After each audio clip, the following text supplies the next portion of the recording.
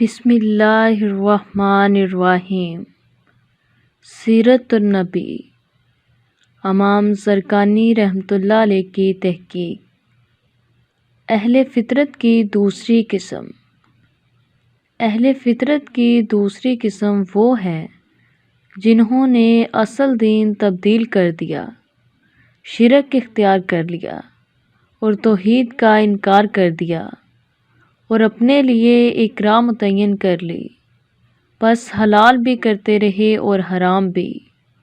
یہ اکثر عرب تھے، جسے عمرو بن لہی بن کما بن الیاس بن مضر، پہلا شخص جس نے عرب میں بت پرستی شروع کی۔ طبرانی نے ابن عباس رضی اللہ تعالیٰ عنہما سے مرفوعاً حدیث نقل کی ہے کہ جس شخص نے سب سے پہلے دین ابراہیم علیہ السلام کو بدلا، عمرو بن لہی تھا۔ ابن اسحاق نے اس کا سبب یہ بیان کیا کہ عمرو بن لہی شام میں گیا۔ اس زمانہ میں وہاں بنی عمالقہ بسے تھے جو بت پرست تھے۔ اس نے ان سے ایک بت مانگا اور اس کو کعبہ میں لا کر نصب کر دیا۔ اس بت کا نام حبل تھا۔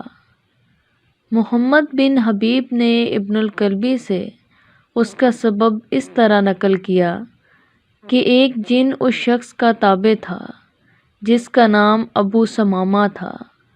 ایک رات یہ جن اس کے پاس آ کر کہنے لگا ابو ثمامہ کی بات مان لے۔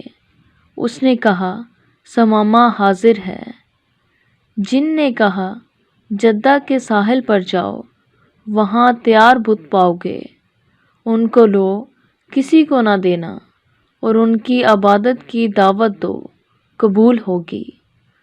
یہ شخص جدہ گیا، وہاں اس کو وہ بت ملے جن کی عبادت زمانہ نوح علیہ السلام میں ہوتی تھی۔ یہ ان کو لے آیا اور ان کی عبادت کی دعوت دی۔ اس کی وجہ سے عرب میں بت پرستی پھیلی۔ یہ بات فتح الباری میں مذکور ہے۔ امام سہیلی نے روز میں فرمایا، جب قبیلہ خزاعہ بیت اللہ شریف پر قابض ہوا اور بنی جرہم کو مکہ سے جلاوطن کر دیا، عربوں نے اس کو رب بنا لیا۔ یہ ان کے لیے جو بھی بدعت جاری کرتا وہ اس کو شریعت بنا لیتے، کیونکہ یہ شخص لوگوں کو موسم حج میں کھانا کھلاتا اور کپڑے پہناتا تھا۔ چنانچہ ایک مرتبہ اس نے 10,000 جانور قربان کیے اور 10,000 حلے پہنائے۔ ابن اسحاق نے ذکر کیا کہ یہ پہلا شخص تھا جس نے خانہ کعبہ میں بت داخل کیے اور لوگوں کو ان کی عبادت کی ترغیب دی۔ فرمایا کہ ابراہیم علیہ السلام کے زمانہ میں تلبیہ اس طرح پڑھا جاتا تھا، لبیک اللہم لبیک لا شریک لک لبیک، یہاں تک کہ عمرو بن لہی کا زمانہ آیا۔ جب یہ شخص تلبیہ پڑھ رہا تھا تو شیطان ایک بزرگ کی شکل میں اس کے سامنے آیا اور تلبیہ پڑھنے لگا۔ عمرو نے کہا لبیک لا شریک لک۔ بزرگ کہنے لگا الا شریک ہوا لک۔ عمرو نے اس پر برا منایا اور کہا یہ کیا؟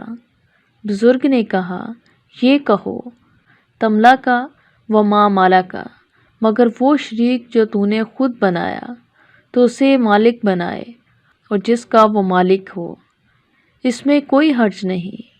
عمرو نے یہ کلمہ کہا اور پھر تمام عرب اس پر عمل پیرا ہو گیا۔ اس نے کئی احکام شروع کر دیے۔ بحیرہ، صائبہ، وسیلہ اور حام کے نام سے جانوروں کو بتوں کے نام موسوم کرنا اور ان سے فائدہ اٹھانے اور ان کا گوشت، چمڑا وغیرہ کے کھانے اور استعمال کو حرام کر دیا۔ ان جانوروں کے مختصر وضاحت درج ذیل ہے۔ شکریہ۔